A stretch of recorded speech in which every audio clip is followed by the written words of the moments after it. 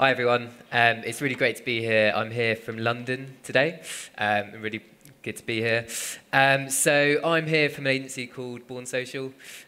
So we just do social media. We're based in London, and we do social media for Davids, not Goliaths. That's our approach. So I'm strategy director here. Been working here for like 3 years, and I'm here today to talk to you about social media trends. So basically, the way I've approached this is I've picked out 5 things that I think are happening at the moment that are starting to occur and are only likely to continue next year. And I've broken down each one into 3 things. So I'm going to tell you what's going on, why it's happening, and what marketers need to do to kind of change their approach to bear that in mind.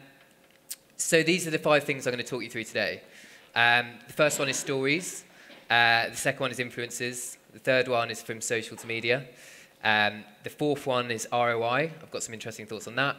And then the fifth one is convergence. So there should be nothing kind of new and mind-blowing here, but they're all things that I've got kind of like, I think we're in between 2 phases in each of these things. And I'm going to show you kind of what I think about them. So the first one I'm going to talk about is stories. So what's happening here?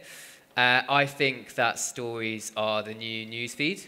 I think we're in a big era of change in social media, and actually I think the newsfeed is a really outdated way of using social media, and we're about to kind of shift completely into stories. So I always ask this question, quick show of hands. So when you open Instagram at the moment, what do you check first, stories or the feed? So hands up for stories, and then hands up for the feed. Very interesting, very interesting. Give it a year, you'll be on stories first. So let's kind of take a trip back with stories. Where does it start? Obviously, you'll know kind of stories were created by Snapchat. This was their kind of key feature for a while, and it was just them doing it for quite a long time. And at the time, it was a really revolutionary way of using social as kind of a chronological, full-screen, immersive experience. That was vastly different to the way Facebook and Twitter and Instagram were doing it. And then a lot of people don't realize this, but actually I think in October 2015, Twitter released their Moments feature, and I actually think this is the first example of another social network kind of trying to get a grip on stories. It's full screen, it takes you out the feed, it's curated around one topic, so I actually think this was the first kind of clone of stories. But then the big one was kind of this time last year, when Instagram released stories. This kind of like shocked the marketing world. Everyone was like, I can't believe they've just ripped it off from Snapchat. How can they do this? And now it just appears pretty normal. And then late to the party, as always, March 2017, Facebook finally integrated it into their app. I'm still convinced no one actually uses it. Like, I've never seen anyone post a story on Facebook, but it's there, and that's the important thing. It's now across all the big social platforms. So why did Instagram do this?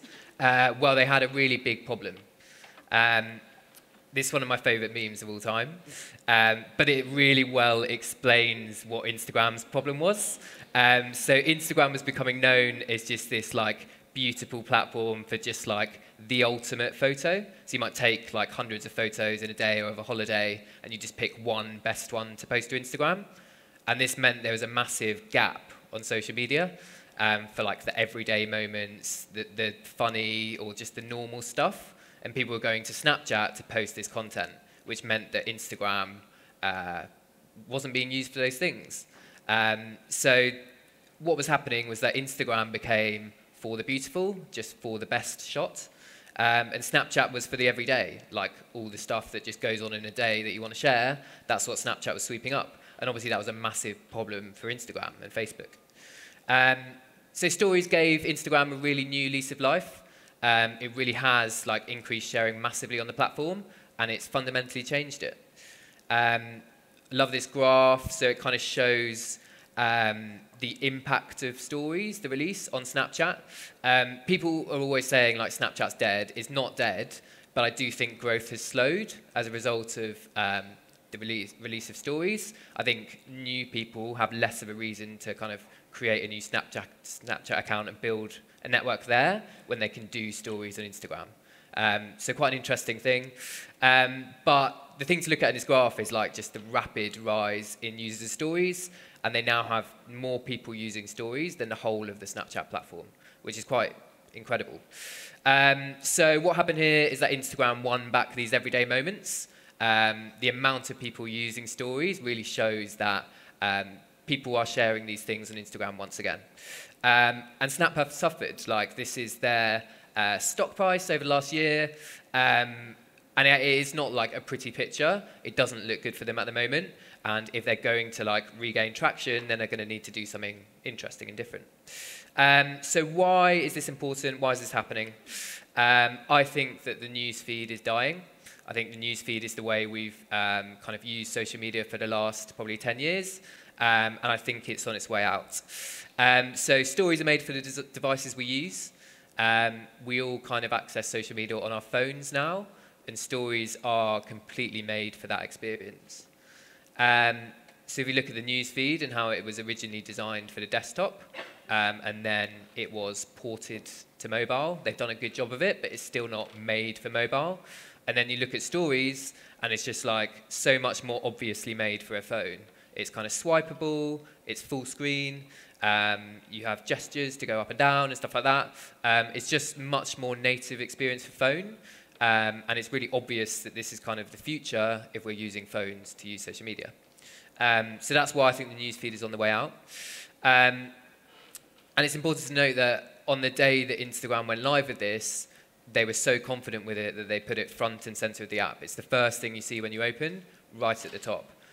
So they know that this is the future of the app, and that's why they're pushing it so hard. So stories are the new newsfeed. But what does that mean for us? So I think the key thing, obviously, is that we need to get a grip on stories really quickly. If the newsfeed is gradually dying, and that's our main way of kind of reaching people on social media, then we really need to reassess that and work out our story strategy. So what does this look like? I like to call it ugly social.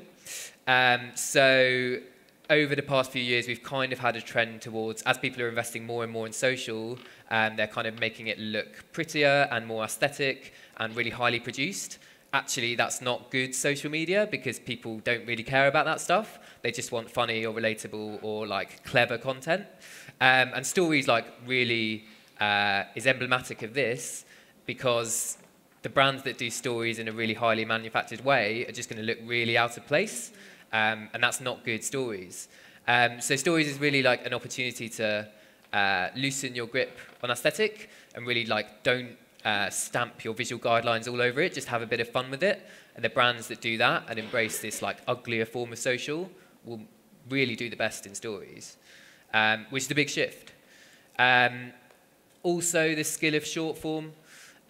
So not only is there just like a 10-second limit on stories, but users are trained to just like skip past them in the first second if it doesn't catch their interest, like you swipe past super quick.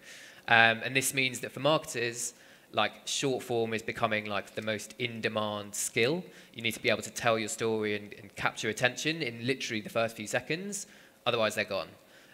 So we saw a bit of this in the newsfeed, like people scroll past pretty quickly, but I think that kind of, that phenomenon is becoming even more pronounced in stories.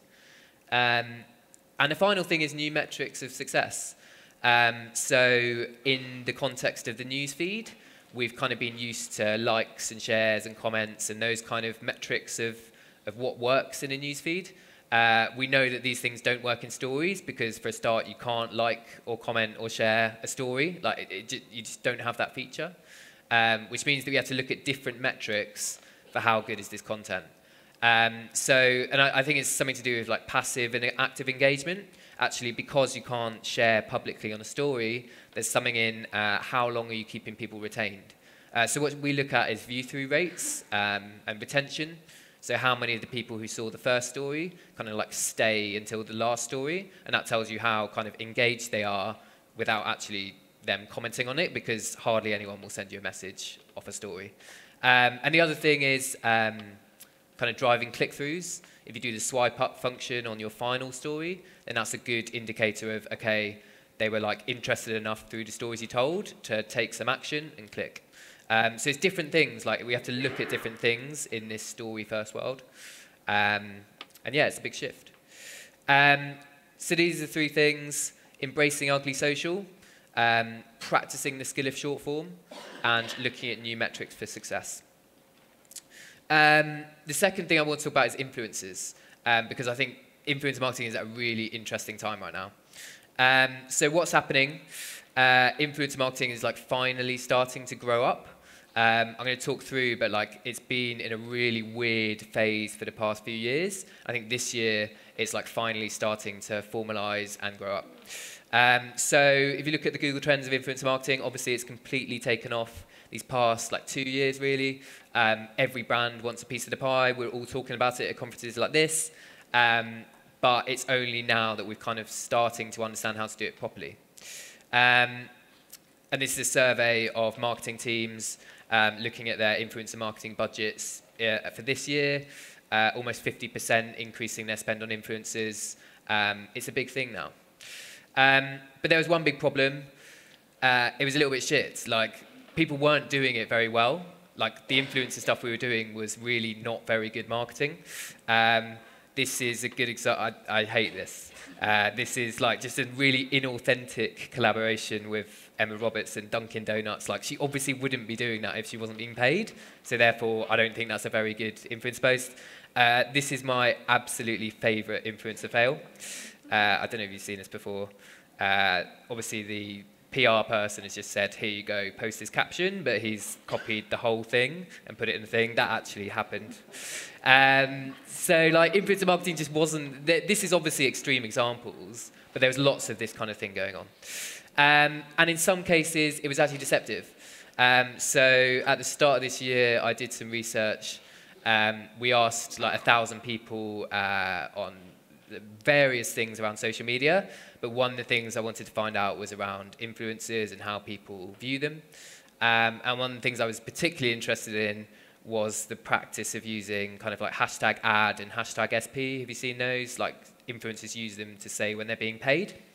And this was like the standard practice in the UK and across the world for influencers to use.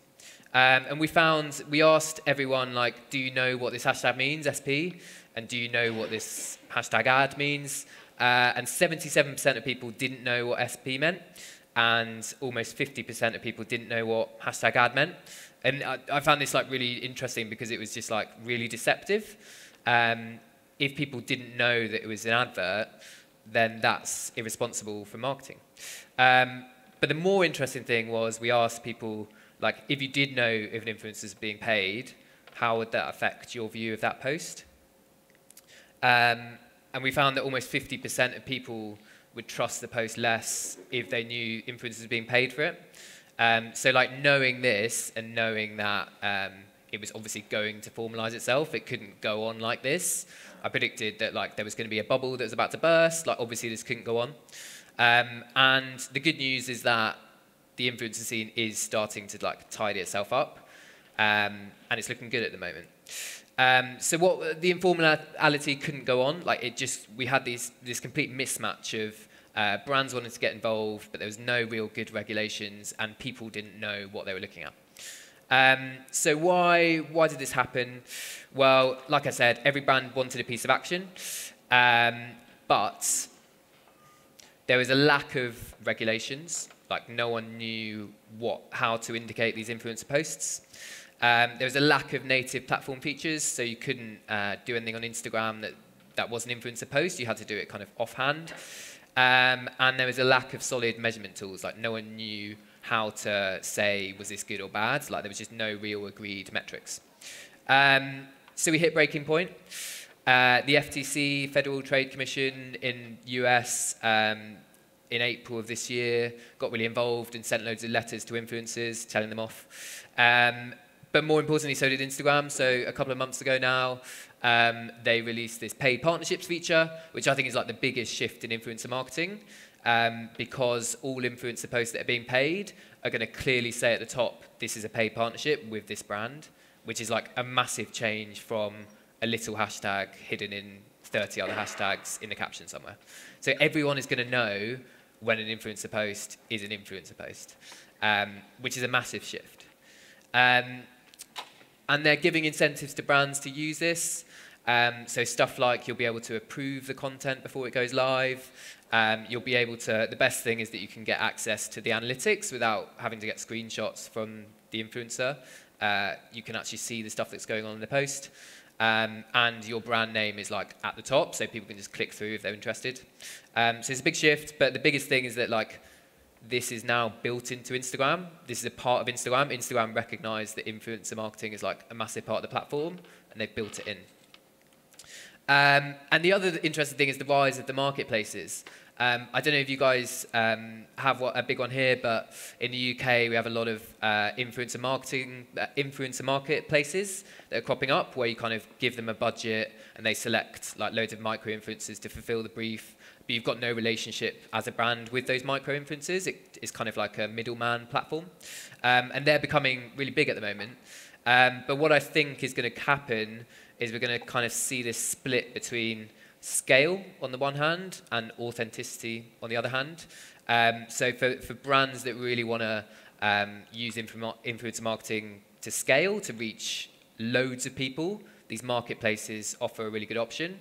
But actually, I think you do compromise massively on the authenticity of those influencers for your brand. And the only way to get that is kind of doing them on a one-to-one basis, and you can't really get the scale with it. So I think we're going to see this big divide between these two kind of branches of influencer marketing. But the good news is it's finally growing up. So what does this mean for marketers? The first thing is that you really need to familiarize yourself with the regulations and like understand what is expected of you and the influencers you're working with, because they're going to start enforcing it a lot more. Instagram are as well. Prepare to boost. So this is just speculation, by the way, but I think with that feature, Instagram will probably start cutting the organic reach on influencer posts so that brands have to pay to kind of supplement that reach. I think that's their monetization play for Instagram influencers. So that's something to bear in mind for your strategy for next year. And going back to that scale I talked about, decide where you sit between like scale and authenticity, and maybe you're in the middle and you do a bit of both, but it's really important to be conscious of that.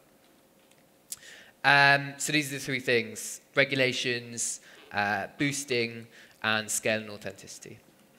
So the third thing I want to talk about is from social to media. So what do I mean by this? I think we're forgetting, or starting to forget, the social in social media. So over the last few years, our approach to social media has like completely shifted. It started as a purely organic thing where you could do whatever you wanted for free, and it was just clever, good, funny, often content that cut through, and you had to kind of earn your right to the newsfeed.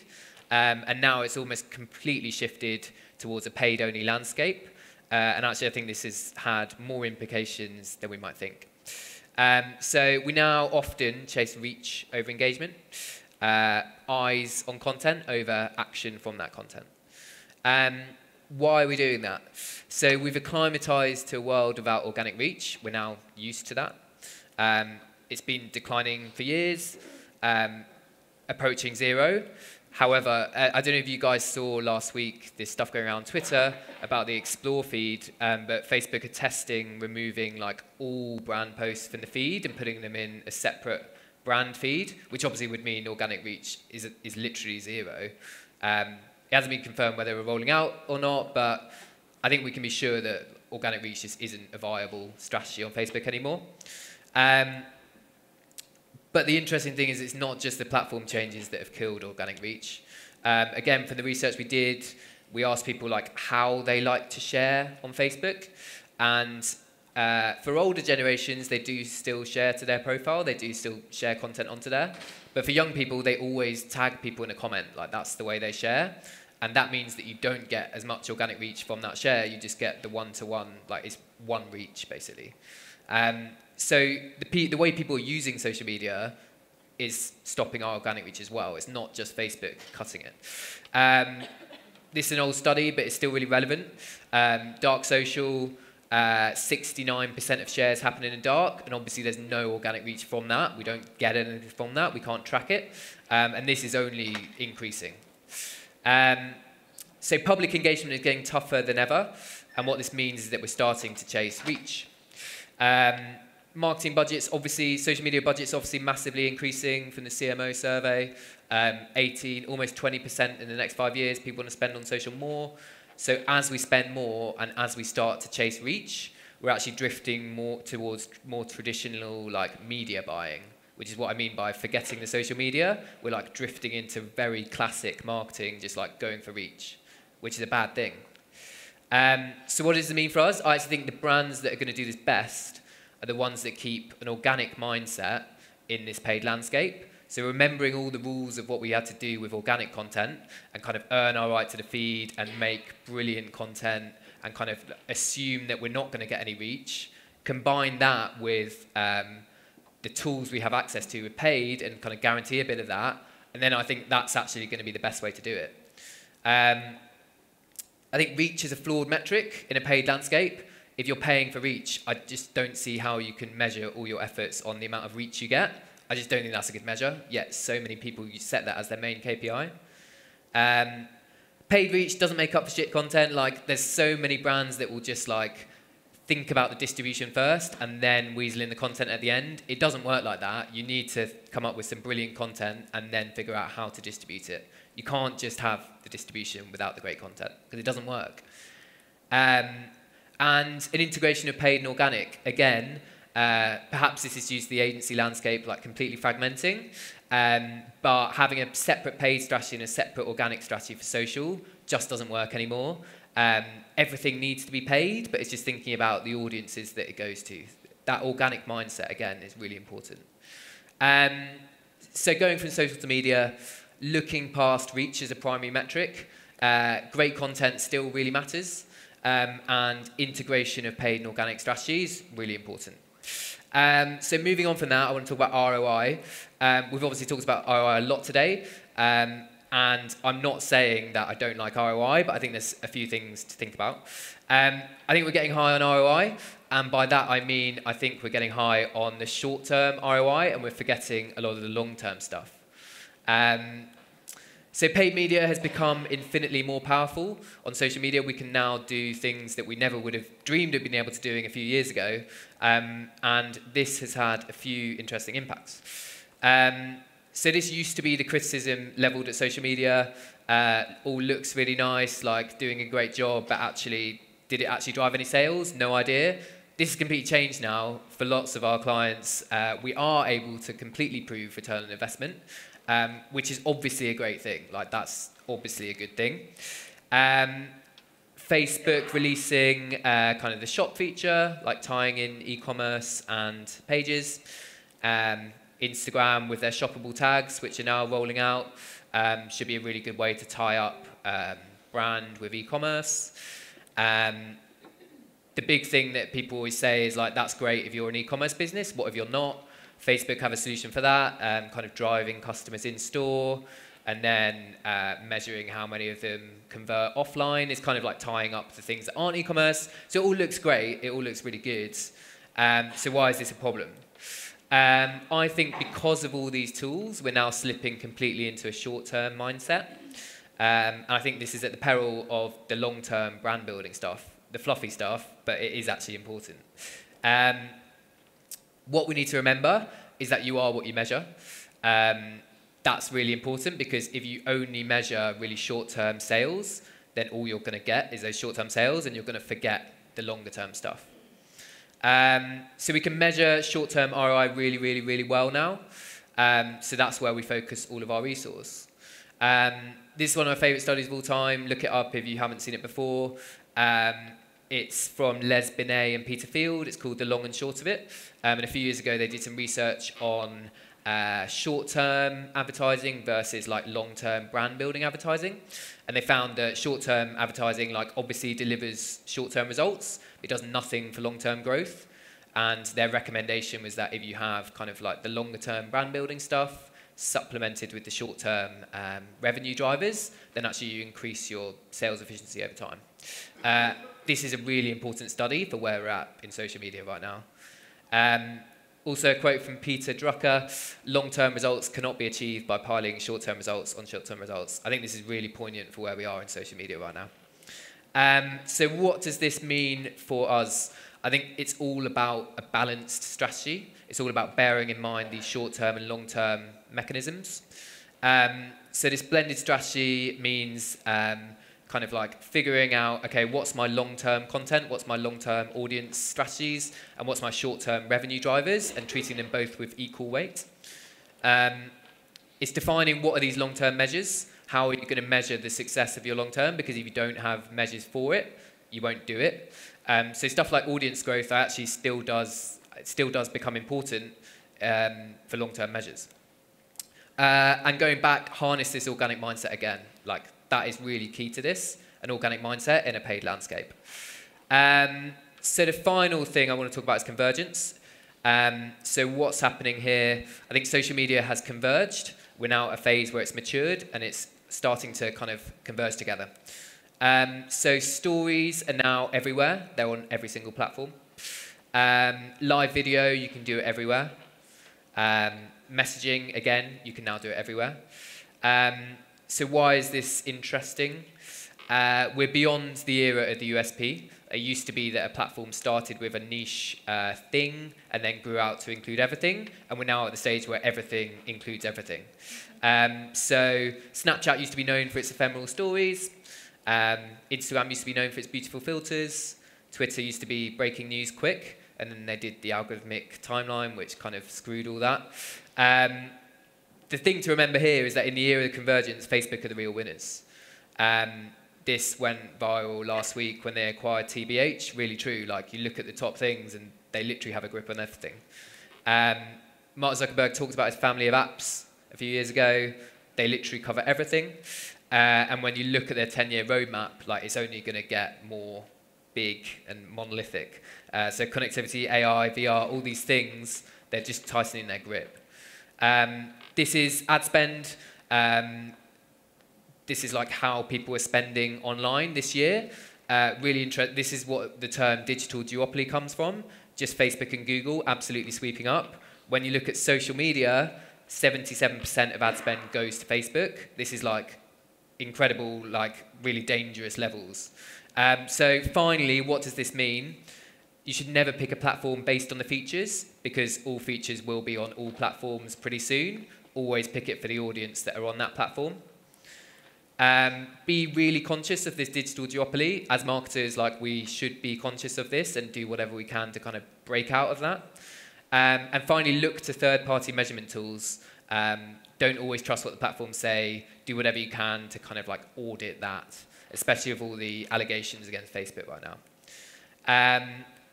So that's it. These are the 5 things I think we should be talking about right now. It's stories, it's influencers, it's social to media, it's ROI, and it's convergence. Thank you very much.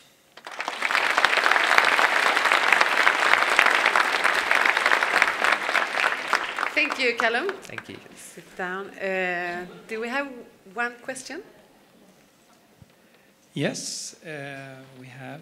What kind of stories on Instagram get the most attention and engagement? So the ones that do the best are the ones that aren't just trying to drive traffic immediately. So a lot of brands, when they go into stories, they're like, oh, cool, we can now drive traffic from Instagram, whereas we previously had to do link in bio. And if you just go straight into oh, look, we've got a new drink that we're selling, swipe up to buy, no one's going to do that. You have to tell a story across multiple stories and do it chronologically, and that always works really well. So basically, don't go straight in with the sell, kind of tell a story across multiple ones, and you'll do a lot better. So. Thank you very much. Great, thank you very much.